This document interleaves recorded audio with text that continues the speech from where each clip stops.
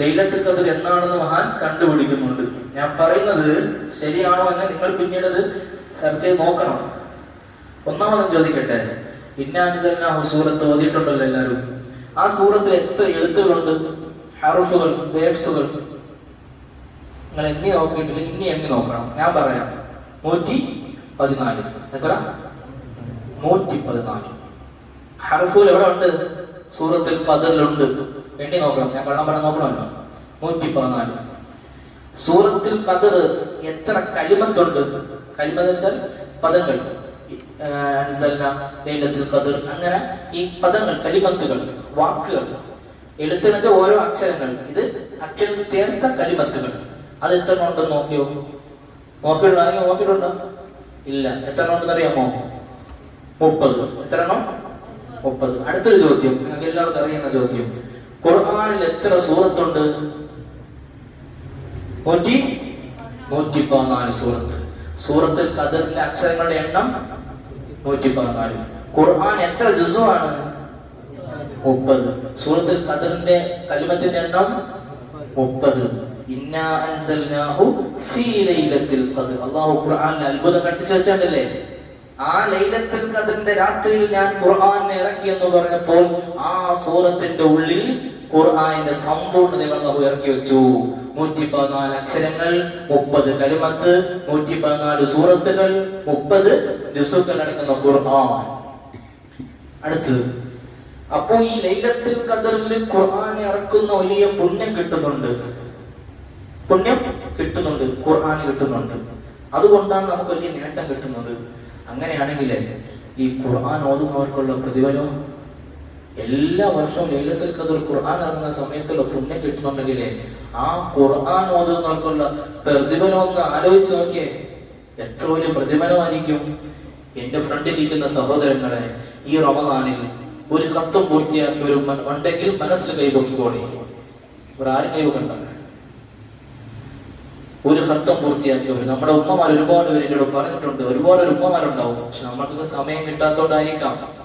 ചുരുങ്ങിയത് ഒരു 15 ജുസു, ചുരുങ്ങിയത് 10, ചുരുങ്ങിയത് 5, ചുരുങ്ങിയത് 1.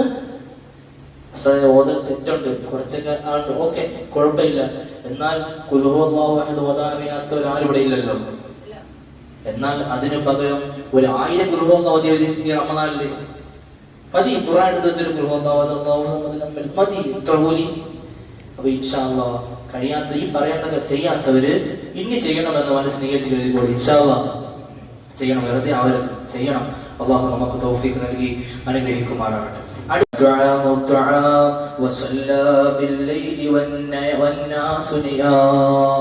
ഏതൊക്കെയാണ് മുഅ്മിനീങ്ങളെ? 3 കാര്യങ്ങൾ ശ്രദ്ധിച്ചു കേൾക്കണേ. ലിമൻ അത്താബൽ കലാം. ഒന്നാമത്തെ കാര്യം, നല്ല സംസാരം. അത്താബൽ കലാം, തീബ് കലാം. ആരുടെ മുഖത്ത് നോക്കിയാലും സംസാരിക്കുമ്പോൾ എന്ത് വേണം? മുഖത്ത് അതാണ്, ചിരിച്ചോട് സംസാരിക്കണം.